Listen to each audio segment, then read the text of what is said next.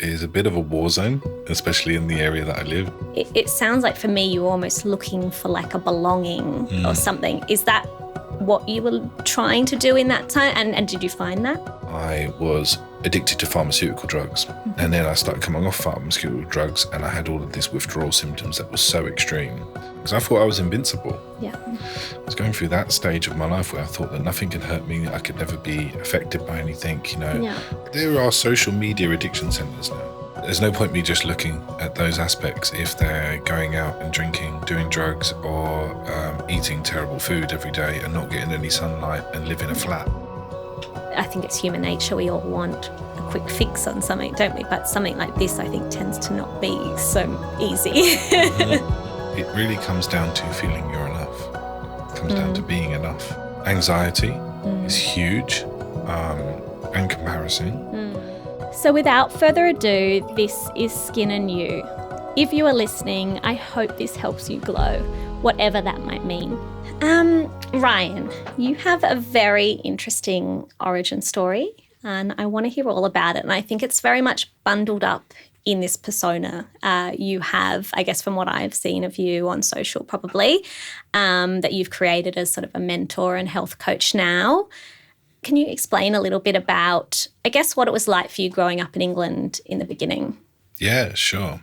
I grew up in Tottenham in North London, which is a bit of a war zone, especially in the area that I lived. And it's, you're in a fight or flight response a lot of the time. And growing up in that area, you sort of either have to adapt or you fold, really. And I chose to adapt to my environment. I was involved in a lot of crime and gangs and all sorts of mischief that you get involved in. I got to a certain age, and then my mum decided to move us down on the coast, down to Torquay. And then that's where I lived for a few years. Then I joined the Marines, and I was in the Marines. And then I came out of that. And then I got back involved into more dodgy stuff for a while. Then I went through a whole period of being addicted to drugs and having really severe mental health from that. It was through that journey of sort of hitting rock bottom where I decided that it was either a choice of not wanting to be around anymore or deciding to change my life or being in prison.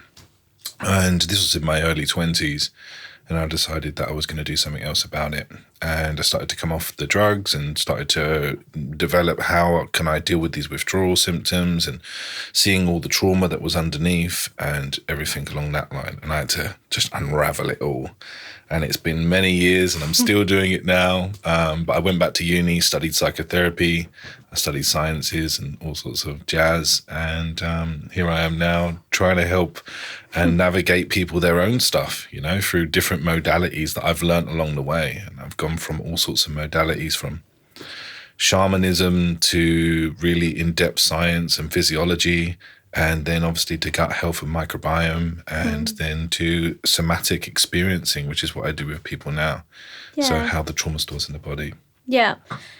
And I think you mentioned it, you almost had to sort of become a type of person to survive that. And I think that's probably something that a lot of people don't even realise they're doing in that situation, especially when I think you're in that vortex of kind of destructive behaviour. It is kind of an adapt to survive. But in that journey for you at all, was there ever a time when you just thought, this isn't me? Or did you think that was you during that time? Okay, great question. Completely thought it was me. I didn't have an idea. I didn't know who self was, who I was. Yeah. It was just the conditioning that was put upon me. And I built the armour up, and I forget that armour's still there. Like, I'm a big guy, skinhead, and I've got loads of marked scars on my face and tattoos, but it's like I was just this boy inside that was worried or feared for himself. So he created this armour around himself to protect him. Absolutely. And I think, like you said, and like we all are, we're still very much on that journey, and I'm sure you are too, of sort of discovery and healing from that. And it's probably one of those things that really never ends. And sometimes, like I feel, often the more you know, it is a bit more frustrating still, and it's still it's just harder in a different way. Completely. And That's frustrating. Super frustrating. And, I call it the point of no return. It's like once you start to unravel and you start to become aware of everything that's around you, it's right in front of your face. So then things seem more challenging because they're there. Whereas before you may use distractive mechanisms to get away from that. Yeah. So it's like now it's there in front of you. So it can seem more challenging. Yeah. Yeah, absolutely. And I think from me, it sounds like, you've mentioned being in gangs or in crime and even the Marines. I think it sounds like for me, you're almost looking for like a belonging or something. Is that what you were trying to do in that time? And did you find that? Yeah, I think I did. I found lots of belonging in other boys that were also looking for belonging. And, the Marines is a big sense of belonging for me anyway. And I wasn't in there for a long time, but it was in that sense where it was like this camaraderie of groupness, like trying to find my tribe really, because I didn't have that always available to me at home. Yeah. And that's the thing I think you don't sometimes realize, maybe whatever your home life was in family, whether that was good or bad, or maybe it was just lacking. I think sometimes that behaviour, as we try and kind of get out of that teenage and early 20s era, you don't realise maybe that destructive behaviour is sort of just you trying to find something that was a bit lacking in that respect. Whether it was good, I would look back at my childhood as great and amazing and a beautiful family. But now I think in years of therapy and self-work, there was things now that I look back on that think, well, that makes a bit more sense now, and maybe that wasn't so great, or maybe that did affect me in a way I didn't realise. And probably what I did afterwards makes more sense. I hear you. Yeah, which is, and look, I think it's part of the journey a little bit. I think sometimes we worry that, all that past, and like I said, your kind of persona is part of it now, but I think we can't look back at that as a bad thing really at all. It's just part of the parcel, part of the journey. All the feedback. And that's it, exactly. Yeah. And it makes you have that appreciation, I think, for also people who have gone through that. Yep. So it is. It's a really interesting one. Can I ask, while you were in that, I guess, pattern of probably more destructive behaviour, did you ever feel shame around what you were doing, or was it something that you even considered? Yeah, true. I think I felt more shame and guilt understanding how it was affecting other people's lives, what I was doing. But at the time, no. Because you're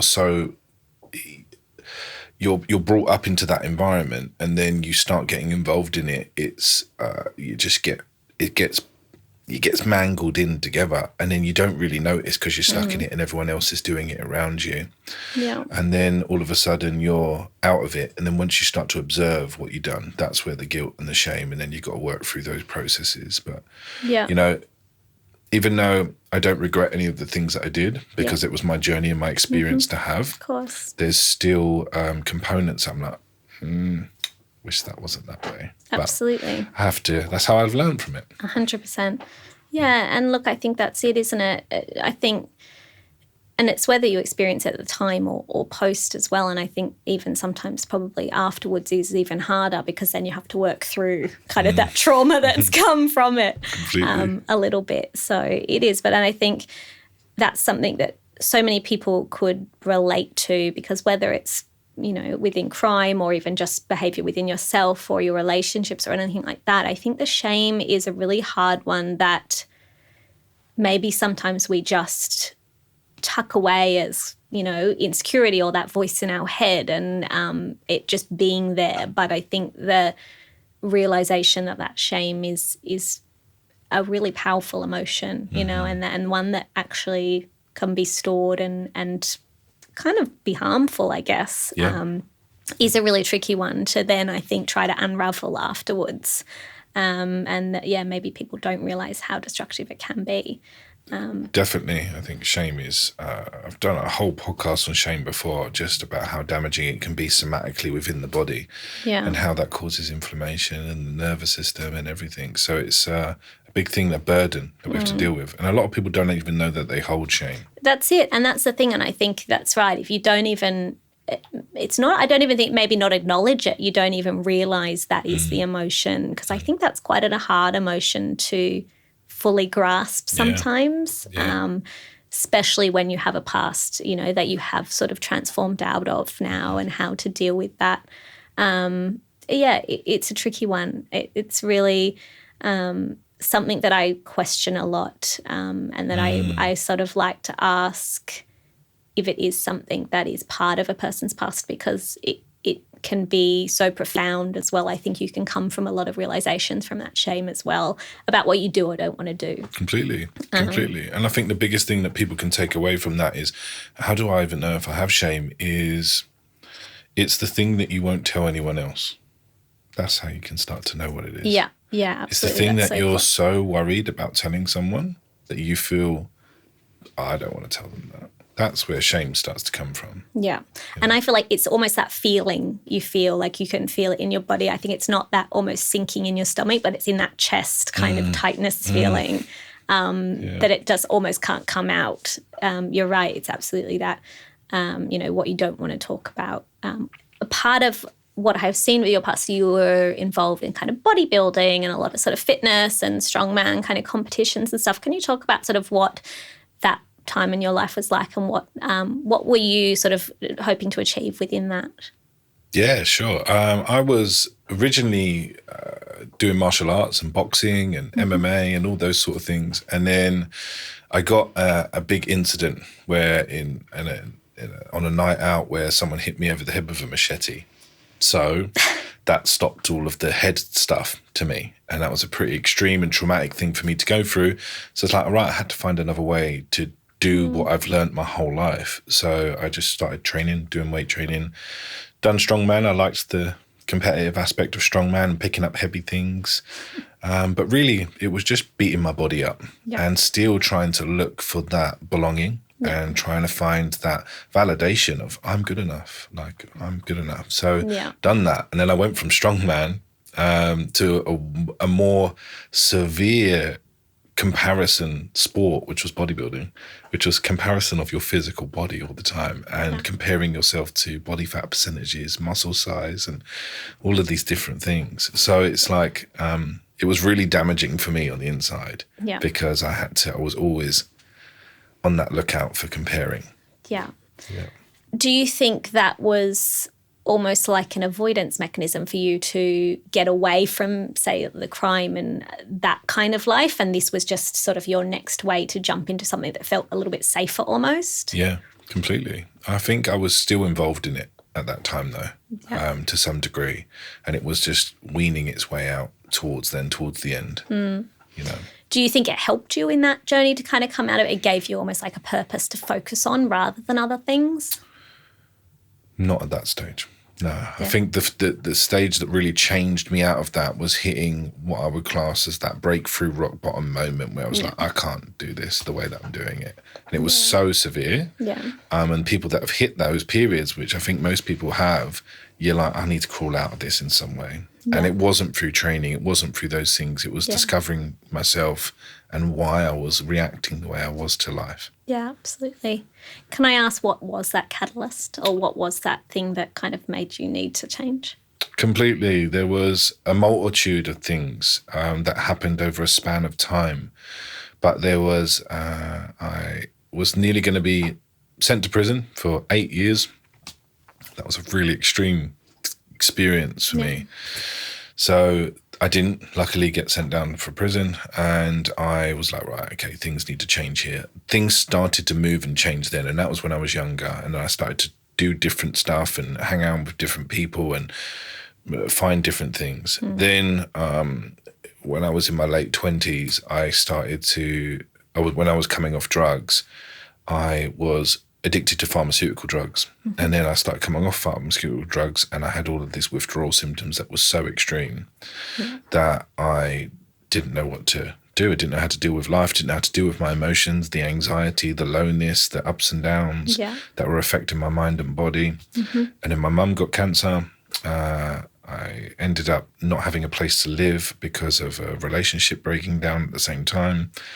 My dog that I had for 10 years all died. So it was all of it just in this 1-2 month span. Wow. That just went, and I didn't know how to deal with regulate emotions properly. Of course. So the only way I knew how to do that was through fighting professionally, or bodybuilding, or something outside of myself. Yeah.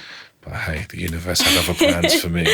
But it is, and it's like you said, it's that fight or flight mode. I mean, how can you not be in that state of flux with that many hits coming, and almost using, you know, that fitness side of things just to expel that energy in some way, get, you know, all that anger and aggression and sadness and all of that to come out. Completely. I think that's where you probably know more than me, you know, being in that industry, but in terms of bodybuilding and strongman and all of that, I'm sure it is quite a good gateway to kind of expel that in some way and utilize that power in a different aspect, and just give you that kind of laser focus and forget everything else that's going on.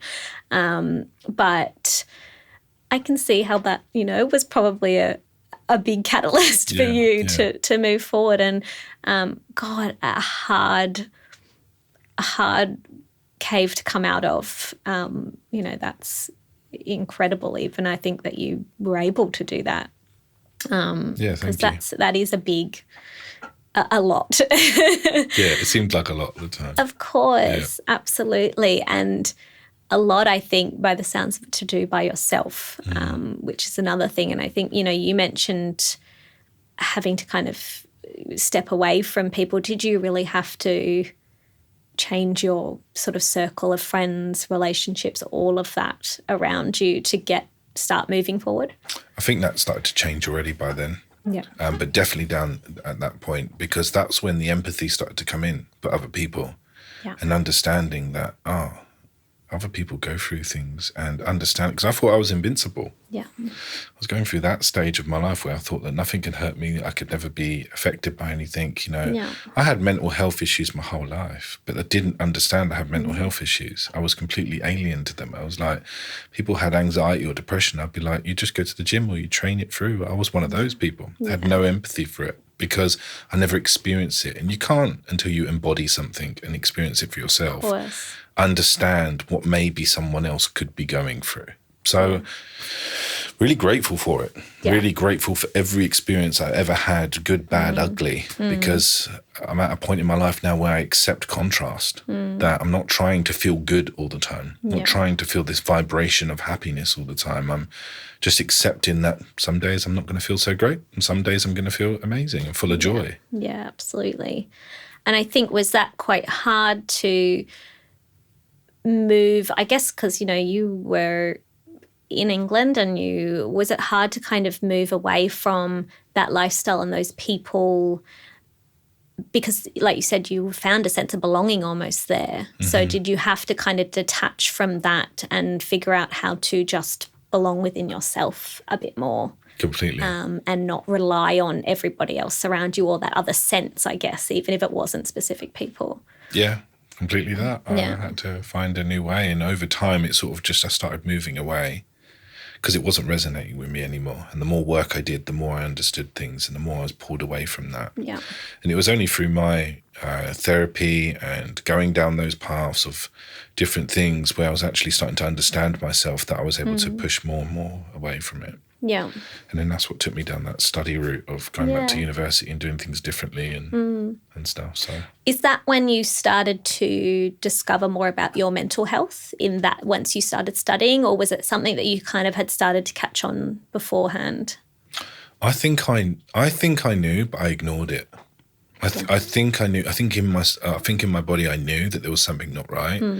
But I ignored it because I distracted myself. I never sat still. I was busy doing. I was busy training, tattooing, doing anything that was getting me outside of my body to be able to not experience the anxiety or the feelings that I was feeling. Because I never knew how to deal with them. So I would just do whatever I could to get away from it, you know. And were they kind of dopamine hits almost for you? So that was kind of giving you something almost, rather than just also avoiding.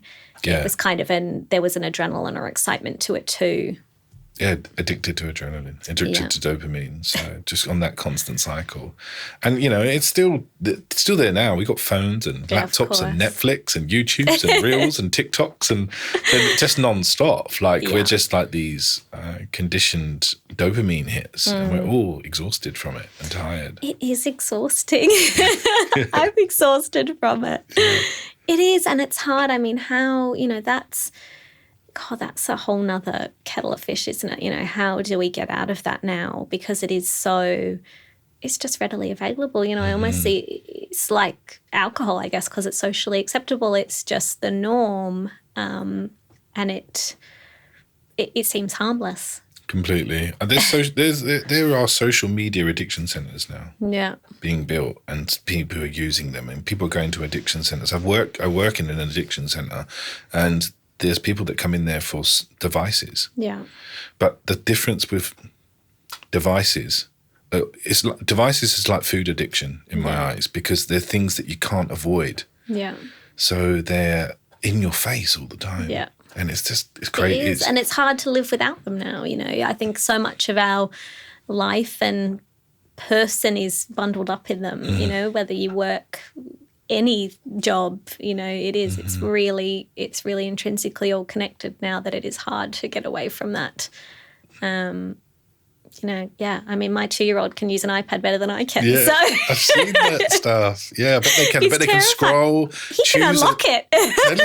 Wow. Like it's wild. Wow. So it's absolutely wild. And that's from observing. Just observing. I've never taught him. It's just observing, and they're just like little sponges. And I think because they're exposed to it so early, we weren't. It's different. I have seen you say, I'm not happy, I'm content. And I find that really interesting. Okay. And I guess I wanted to know, what does that mean for you and what kind of currency do you hold on contentment over happiness? Yeah. And what's the difference? Awesome question. I'm currently writing a book on that. Amazing. And I don't know if I can use the title because there's a swear word in it. Swear away. Okay, so the title's Fuck Happiness. Amazing. And the reason is because we seem to be sold this idea that from birth or from that when we get to this stage in life, we're going to be happy. When we get this, we're going to be happy. And the problem I find with happiness or the striving for happiness is that it's such a high vibration to always consistently have at all times in your life. There is no polarity. There's no contrast. We can't appreciate the sun without rainy days and we can't appreciate the light without dark. So rather than that striving of happiness, we need to strive more for a contentment and acceptance where we can be able to be more happy with where we're at right now. And that's where happiness can come from, I believe. It doesn't mean you can't feel happiness or feel joy or feel gratitude and feel beautiful emotions. It just means that striving for that all the time. I see people every day that are striving consistently for happiness. I just want to be happy. Okay, what do you need to do to get happy? Well, if I just do this and I change this job and I could do that and I have this new relationship and I leave this relationship, I'll be happy. And it's just a never-ending cycle. And I feel like there's a big consumerism giant behind the wheel of happiness. It's been sold to us that when you're on that beach and you get that holiday, when you get this new phone, when you get that new car, it's all smiling faces and happiness. And then that's what's going to strive for that.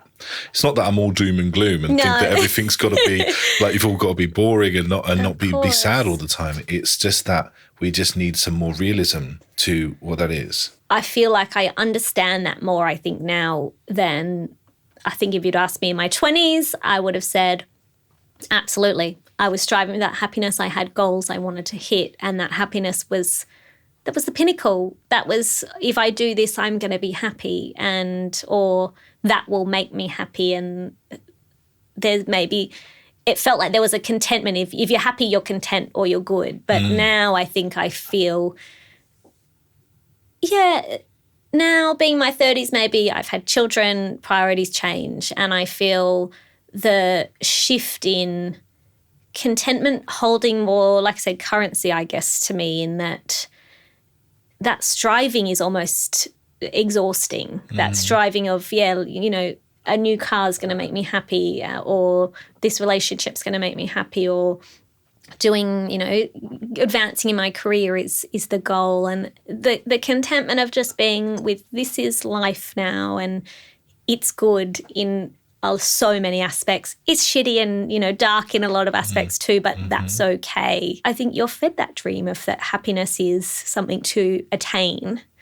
And that's almost, it's almost a bit of a cruel kind of, I don't know, like you said, cycle maybe, because what's next then? I think in our human nature, you always need a next step, or otherwise you're just repeating. Really, it's that masculine energy of you're the donkey and the carrot, and you're constantly chasing that carrot of which is happiness, and you're never going to fully get there. You'll have those moments. I'm sure there's things when you hit goals, you felt like, oh, amazing.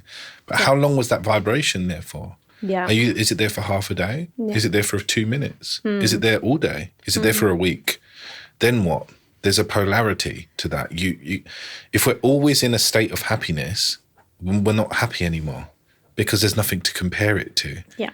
Energy doesn't work that way. It's impossible for it to. Like, we need that polarious and contrast to be able to go, oh, well, I felt really sad today. The sun's out today, and I feel a lot of joy. You know a difference because you've compared it in a sense. I want to quickly talk about the sponsor of this podcast, Vela Days. Vela Days is a professional strength skincare brand that is all about simplifying your routine. It has 3 highly effective products that replaces an entire 12-step routine so that you can start doing more with less. So you sit now, I guess, fairly comfortably in the kind of self-help space to a degree, but I think sometimes I worry with the self-help space and with the aesthetics world, absolutely.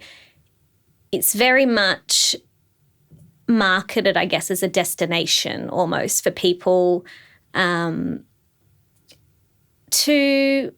somehow kind of maybe rid themselves of something that probably is quite innately human in us and probably okay. Do you worry about that, and how do you kind of feel about the industry, that you kind of do dabble in now? I couldn't agree with you more. I think you hit the nail on the head with that. It's the self-help, personal development, spiritual community, spiritual help, everything is about trying to get you to a point, they're selling you a product to feel good all the time.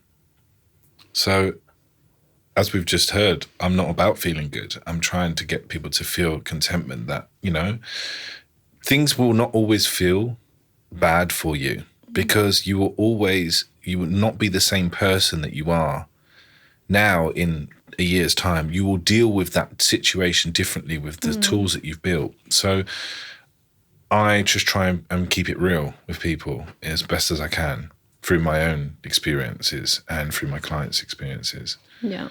Especially working in psychotherapy, in the psychotherapy field, you need to make sure that it's not about people feeling good all the time. That's the thing, the difference. And I think so you, as a holistic health coach, I think you kind of can sort of embody so many different aspects for a person in terms of how they're feeling or looking or seeing or experiencing. And I think, do you think that's kind of the best way to approach things in terms of looking at everything holistically, but then, then they can work with sort of other professionals along the way, or how does it work with you and your clients? Yeah, great question. I think that there's people that have all got their medicine. Have you ever heard the saying of lanterns and lasers? No. The way that people focus or the way that people have their skills. No. So there's some people in the world that are really, the Albert Einsteins, the Elon Musks, that are very focused and laser visioned on what they do, and they're amazing at it. They're just like the experts. They're the people that you go to. And then there's lanterns that sort of spread their light diversely, and they're good at different things. They may not be an expert in one particular field, but they spread and do different things. And I feel like that's me. I'm a lantern. So I feel what's important is if there's other people in my field that are really experts in one area, I ask my clients to go and see them, and I ask my clients to go and see this person, and then I do what I feel comfortable with dealing with them, and they feel comfortable with, to be able to navigate whatever the issue is. So I work with a lot of people with chronic conditions, chronic health conditions, and it's diverse, and they're grey conditions. So we're trying to work with that as best as we can. And do you feel like your, I guess, specialty is kind of in between those maybe more professional avenues, or do you feel like it does kind of just spread across everything? I try and tell people that it's like therapy with a functional health twist. Yeah, I love that. That it's like therapy with talk therapy, but we also do somatic. Yeah. We also do different versions of therapy, Gestalt and constellations and systematic therapy. And then we also do the functional health side of things. So stool testing, oats testing, blood testing, find out where some of these things are lying on a physiological level. Because I think if you just go down one route and look at the emotional, you're forgetting all the physical. Yeah. If you get all the physical, you're forgetting all of that. And then we've got the external environment, mold, EMF, all these different things that can affect our physiology. Yeah. So it is interesting, because I think that's something I really struggled with going down the therapy route, which I loved. But I felt like there is an aspect missing to it, and it was almost like it was exhausting for me to have to go and find all the other bits and find, 5 other people in their fields to then combine it all together. And it is almost like you need a guide within that, because otherwise you are sort of stuck in that cycle of constantly trying to find answers, and sometimes just going to your GP doesn't really do anything. So it wasn't till I saw a naturopath, and then I went to acupuncture, and then things started to click, but it did all still feel quite disjointed. And I was kind of having to be the middleman into telling everyone everything, and then therapy kind of sat in the middle for me to deal with me. But it does feel like there's a bigger picture, which I think is why I really love sort of the idea of what you do, because, it does, you kind of have that talk aspect of therapy, but there is so much more alongside it. Completely. There's no point talking about, when someone comes to me with anxiety or depression or OCD, etc., there's no point me just looking at those aspects if they're going out and drinking, doing drugs, or eating terrible food every day and not getting any sunlight and live in a flat. So I need to also combine all of those components, because we're not going to be able to change the mood otherwise. So you could do 20 years of therapy but still be doing those external factors and it would be affecting you. It is, and I think it's funny, because for me, I know I am so physically responsive to my emotions. I know if I have anxiety or I'm stressed, my hair immediately falls out. That's just an immediate response to my body. My hormones, I know the minute they change, because my skin will break out, or, something. It's such a physical response. So for me, it just made sense, that there needs to be an emotional sense, but there's got to be some kind of physical thing that we're looking at as well. Because they do go hand in hand. And I think some people are probably more attuned to noticing those correlations between the two, whereas some people probably just feel quite lost in amongst all of that. So it is quite a tricky one to navigate. I think when clients are looking for solutions with their skin health, what are the kind of areas, say, that you do tend to look into more commonly? Yeah. Now that is the diverse one, because again, it does depend on them as an individual, which is a very annoying answer. But let's just say we've got a person that has got no lifestyle factors involved in it. They're putting lots of toxins on their skin. The things around them, they've got mold in their house. They've got they're indoors all day. They're not getting any sunlight. They've got terrible sleep patterns. They have lots of trauma in their body. I really need to sort of pick the big one first that's going to make the biggest impact, like the gut or the microbiome, finding out what's going on in their stool. See if there's any fungal overgrowths or how their liver's functioning, so we can just work on that physiological level. That could then clear up a few other things like fatigue and energy, and giving them more change in their skin in some respect. They can see that. They're probably going to break out more for a period, and then we can start to then go, okay, well, what's behind that? So where's your acne from? Okay, so are you angry? Where's the anger coming from? Where's that anger coming from the liver? And then we can try and pinpoint those things together, work on sleep, work on the other parts. And so I do think my main points are gut, metaphysical, emotional, sleep, external factors, immune system, neuroadrenal. So just a short little list. and blood flow. So I would want to make sure all of these things are working in a really nice, harmonious manner for a little bit in a stressful world as best as we can. Yeah. And then you see changes anyway. Like I don't think I've never seen changes. Do you find with clients you often, like you mentioned, you tackle the one big thing first? Do you think that's because, yes, it provides the biggest buy-in or the biggest benefit, but you need to get a little bit of buy-in from the client as well sometimes? You need to show them almost a little bit of what the other side could look at because it's a bit of a long journey.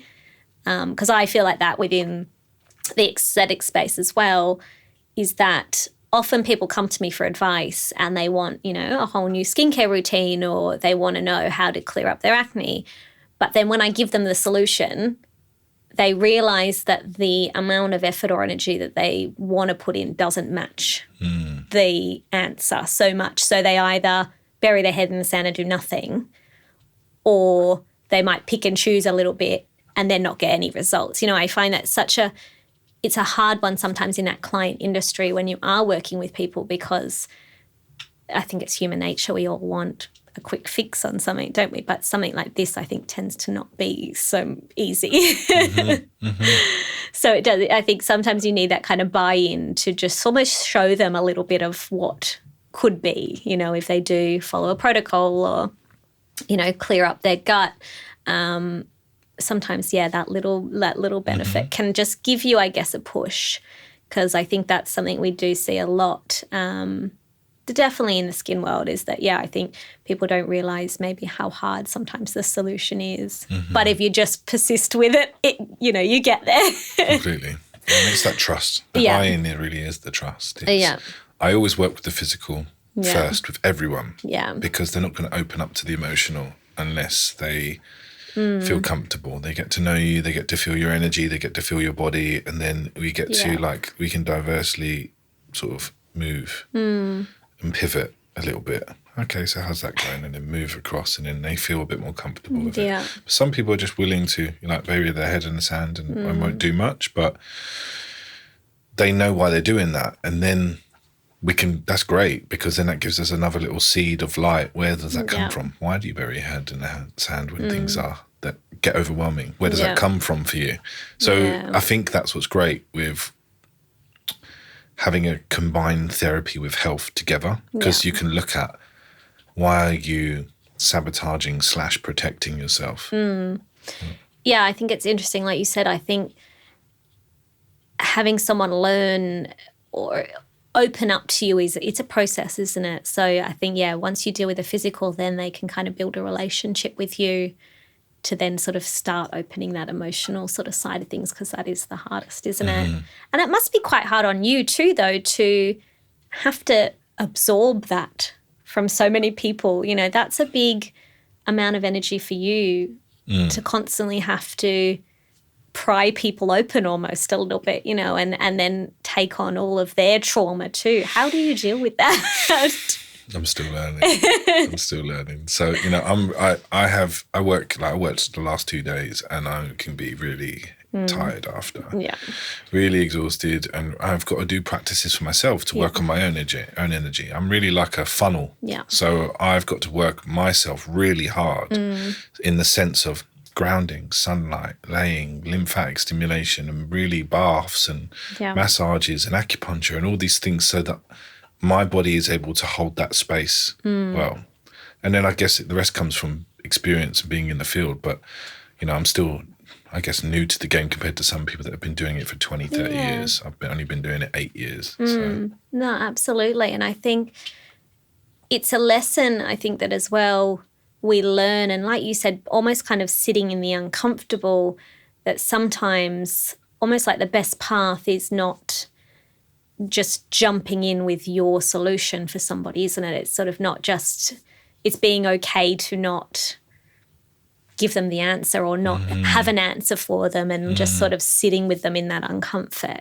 I think that's, especially for me, because I've been in a career where I have been managing people a lot and being,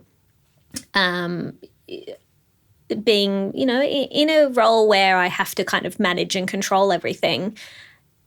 It's something I've learnt that for me it's very much of an overfunction now, that in my life, you know, I was constantly, I didn't feel comfortable in that sort of being able to sit in a problem with somebody. I felt like I needed to provide the solution and I needed to do that. And yeah, I think not till probably a lot of therapy I realised that's not, you know, that's not always the best case, and that's not something I need to do. And it's okay to not be okay and to not have an answer and not fix and manage everything. And, Completely. you know, I think that especially when you're in a client business, because it's your role to essentially be a guide, but I guess it's redefining that guide, isn't it, now that you're not there to provide all the answers. It's kind of just showing them a way. Yeah, and that's a great reminder, because sometimes I can have a session where I'm just holding space the whole time. And I'm not going to be giving any answers. I'm not going to be trying to fix. Yeah. Because that's not really what my role is. My role is to help navigate with them. Yeah. They're the ones that have got to and that's why I guide the think, ship. yeah, and that's why I think it's sometimes really great to see someone who can do that, because sometimes when you rely on your friends, they don't know how to navigate that. Sometimes your friends just want to help because they love you. So they want to give you a solution, or they want to tell you it's okay. And I think sometimes, yeah, it's hard, that friendship where they can sit and not give you a solution or something, you know, that's a really special one sometimes. But sometimes if you don't have that, I think finding someone, you know, like yourself, it's great to be able to just have someone to hold that space, you know, and just let it out. And that's really healing on its own. Yeah. That's medicine. Yeah. It's because I just- think when you do therapy, you learn, you know, when your therapist sits there and doesn't say anything, you just keep vomiting up words. Yeah. And that's pretty hard. Yeah. I can sit there in a session and I don't talk once, not one word. Yeah. And then they're like, oh, and their body changes after that. They're like, oh. So like, that's what they needed. Yeah. That was their medicine that they needed. And they're like, Yeah. oh, thank you so much. I did nothing. I did nothing. You did it all. You did all of that. I think we're hearing a lot more now about how our body stores trauma. And I think that's becoming more of a norm now, because Beautiful. I would say maybe even 5 years ago, we probably didn't hear that mainstream, or we didn't talk about it so much mainstream now. And I think it is becoming more. I think social media probably has a lot to do with that, which, you know, is probably one of the good things to come out of it. And I think we're starting to see how that can kind of, you know, that stress actually manifests into physical. Is that, and I'd go saying more towards skin issues, is that one of the big things you do see in that kind of physical manifestation, if it's trauma or stress, that it is coming out physically? 100%. It really is. The body never lies. The body is always trying to give you a signal, regardless if it's any type of skin issue. Yeah. It's coming up for a reason. And there's always an emotion linked to it, Yeah. even though there's a physiological sense. But that's why I say that it's important to look at the metaphysical and the emotional as well as that combined. Yeah. Because if you are doing lots of physical issues with your body, you're putting loads of toxins on it, you're eating terrible food, all that needs to be addressed, as well as the emotional. But it does store within our somatic body, and the body's got innate intelligence. And that's not woo-woo, you know. No. It's just something that's now, I'm grateful that it's coming out more and more and more. And I Yeah. reckon in another couple of years, it'll just be standard. Totally. I agree. And is that where I think you see that gut and mind, or kind of gut and emotional connection come in as well, with a kind of link between those two? Yeah, and you got the gut and skin axis, right? So how the gut is linked to the skin automatically.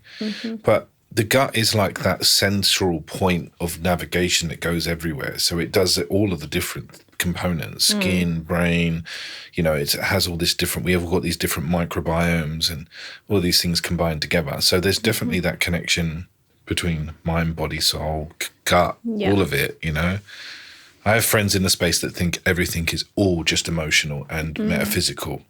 And I've seen humongous healing just from that. I've seen people do a movement with their mother or a movement with their father around wounds that they had, and then skin change or a muscle changes. I mean, I've seen it. So it's like I wouldn't have believed it until I embodied it and experienced it in myself. Yeah. So it's really powerful to not Really powerful. ignore it. Yeah, and like you said, I think it will become more mainstream now. I think it's because it's so much more out in the open now, and I think people like yourself seeing the actual change is a big thing, because before it was probably hidden more so, and not talked about. And are those kind of, what are those kind of physical manifestations you see? Is it more kind of like leaky gut or skin issues or muscle pain? What are some of those kind of gut issues that you see kind of manifest? Through the skin? Through the body. Oh, I think everything. So brain, immune system, mood, how you're feeling on a day-to-day basis, energy levels, cognitive function. The gut is so responsible for so many different mechanisms within the body, hundreds of mechanisms, and probably loads that we don't even know. And that is where our energy system lies. So every time you're eating food, drinking something, that is an opportunity for you feeling change and difference. Yeah. And feeling better. So it does always just comes out of somewhere, pops out of somewhere. Yeah, it is. I think there's a really interesting topic I've seen you talk about, which is comparison and acceptance. And I want to touch on it because I think it's so linked into skin and our self-esteem and how we see ourselves. And I think it's hard because it can be quite sinister in our lives. You know, comparison is a really hard one to move forward from. And I think it's really wrapped up in insecurity and probably shame, like we talked about a lot of the time before. How is that something you work through? How do you work through that with clients? That's a slow process for sure, because it really comes down to feeling you're enough. It comes down to being enough for yourself, because if you don't need to compare otherwise. But there are things that you can do in the meantime, which is having time completely off your devices, off social media, deleting them off your phone, having a detox. I do a 48-hour detox all the time. I think it's really important to just not have any social media and have that comparison wheel come off. Simple things like unfollowing things that are making you compare a lot, or muting them, or whatever you need to do, just so you're not paying attention to that. But then you've got billboards, magazines, TVs that's constantly being inundated that where you're comparing yourself. But I think the big thing that will help a lot of people is to really understand what your value is other than your physical body or whatever it is that you're comparing. So I asked someone yesterday, what do you find value in yourself? And she's like, I'm very compassionate. It's like, great, amazing. What else? Don't know. Couldn't really think of it. So everything else was all physical. I think I'm this, I think my skin's not this, or I think I'm overweight, or I wish that my belly wasn't like this, or it's constant. And we have to really get to that point of understanding what our body does for us on a daily basis, feeling that we're enough, connecting with that inner child, and remembering that when we're saying that to ourselves, that's a little child that's rearing their head. If you're a 2-year-old was saying to you, I feel fat, or I don't like my skin, I don't like the way I look, how would you communicate with that 2-year-old? You'd be like, oh, don't say that. Of course you're enough. Like, you're so enough. You're so amazing. Look at all these things about you. And we do that to our children. We just need to remember that we are children in adult bodies. We need to communicate with ourselves that way. You would never, ever say to a child, oh my God, you are fat, you are like this. And some people probably experience that, I'm sure. So I don't want to disband that. No, of course. But we have to connect with our inner child in that sense. And that's where we can start to soothe.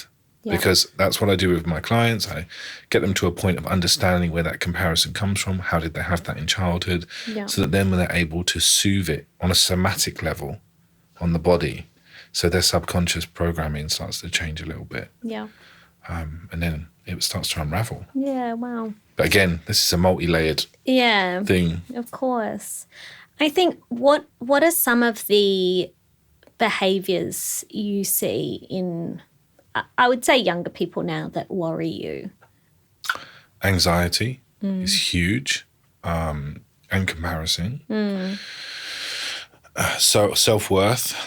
I think it's always been around. I don't think social media has massively, I think it's amplified it and speeded it up, but I think it's always been around. Yeah. I think that before social media, we had it in magazines and we had it in Yeah. TV programs and other things like that and celebrities. So I don't think necessarily social media is all to blame for that. I think it's just more readily available for people to look at, and it's right there in front of them.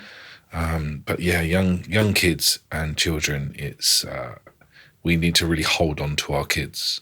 There's a great book on that by Gabor Mate that anyone I couldn't recommend reading enough, is Hold On to Your Kids by Gabor Mate.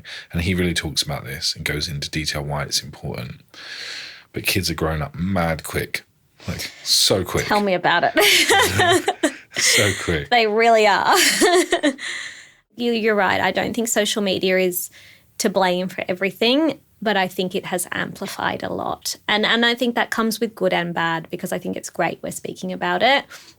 I think it's hard because sometimes, even like the word toxic, I think that can be so overused and so extrapolated to so many different things. And that's a really harsh word, to put on to somebody, to put on to yourself, to put on to a behaviour. I think that's a hard one. So I think all of that, it becomes harder with social media in that respect. But I think you're right. I think, it's always been around.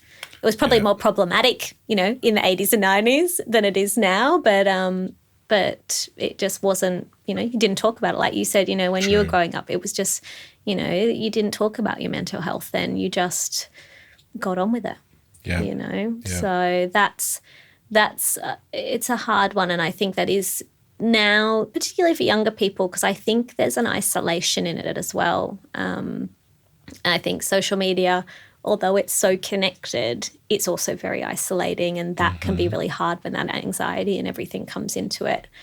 That's one of those things that really needs to be looked at. And like you said, you've got to really hold on to it for kids, because that's the hardest thing there's no stopping it, that will be their world. Yeah.